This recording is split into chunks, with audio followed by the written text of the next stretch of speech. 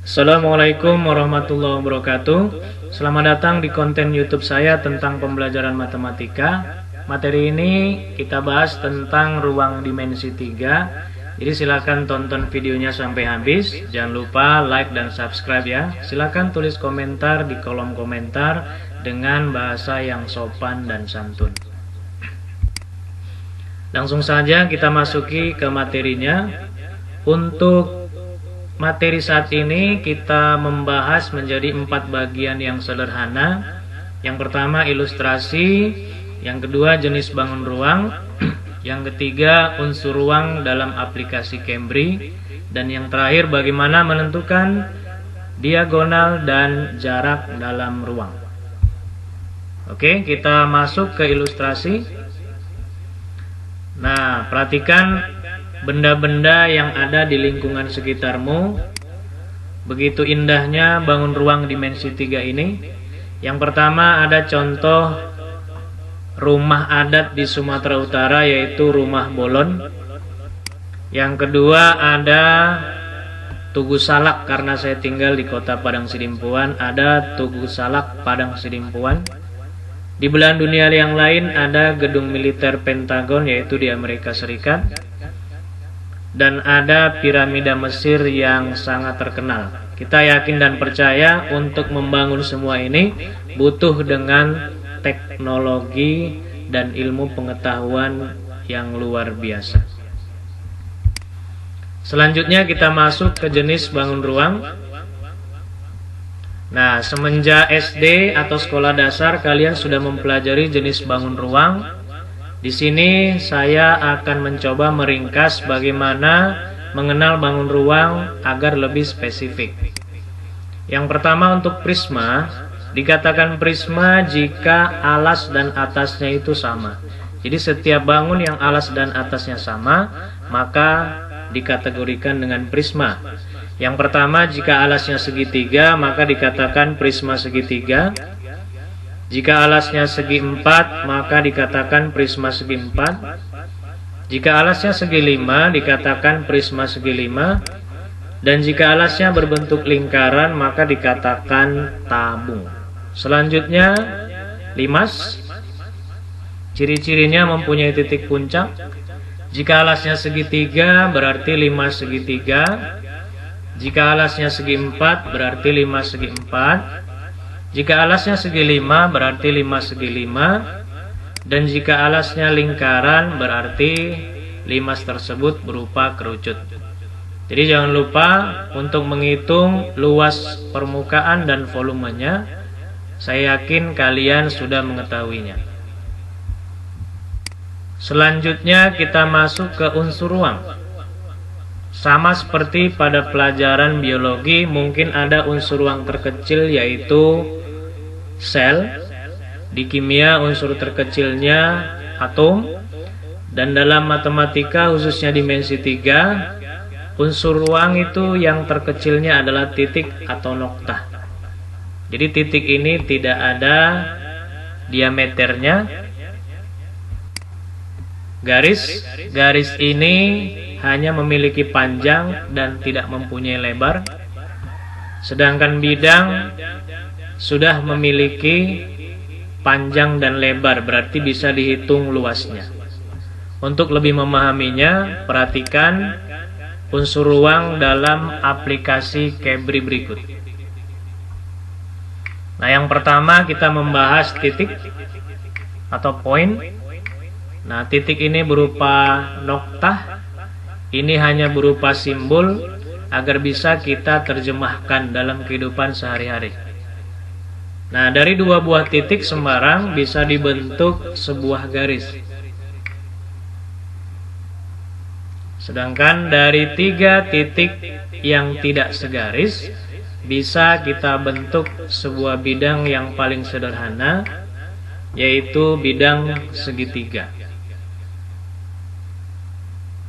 Maka ketiga unsur ini akan kita coba lihat pada bangun ruang kubus.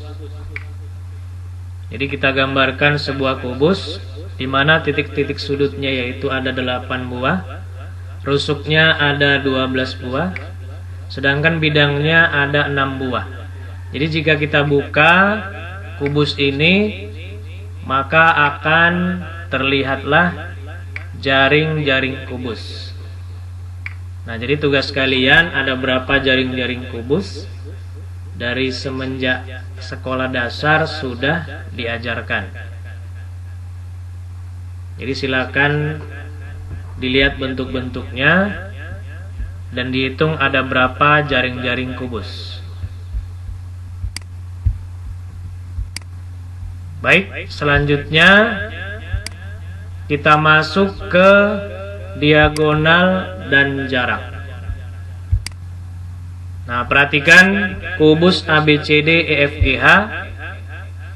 Di sini kita lihat rusuk-rusuknya ABCDEFGH sehingga bisa kita temukan diagonal bidangnya. Apa itu diagonal bidang?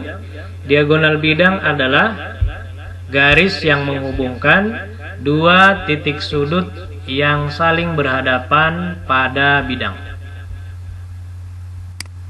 Nah, selanjutnya ada diagonal ruang, yaitu garis yang menghubungkan dua titik sudut yang saling berhadapan dalam ruang. Kalau kita hitung diagonal bidang dalam satu sisi ada 2, maka ada 12 diagonal bidang. Sedangkan diagonal ruangnya ada 4, yaitu AG, HB, FD, dan CE. Selanjutnya bagaimana cara menentukan panjang diagonal bidang kubus? Coba perhatikan kembali gambar kubus ABCDEFGH. Kita misalkan rusuk AB adalah A cm, pasti rusuk BC juga A cm. Kita ambil persegi ABCD atau alas untuk menentukan panjang AC. Jadi kita lihat ini ABCD adalah persegi dari alasnya tadi, di mana panjang AB adalah A cm, panjang BC juga A cm, sehingga terbentuklah segitiga ABC siku-siku di titik B. Dengan teorema Pitagoras, kita tentukan panjang AC dengan cara AC kuadrat sama dengan AB kuadrat ditambah dengan BC kuadrat. Jadi sama dengan A kuadrat ditambah A kuadrat sama dengan 2A kuadrat.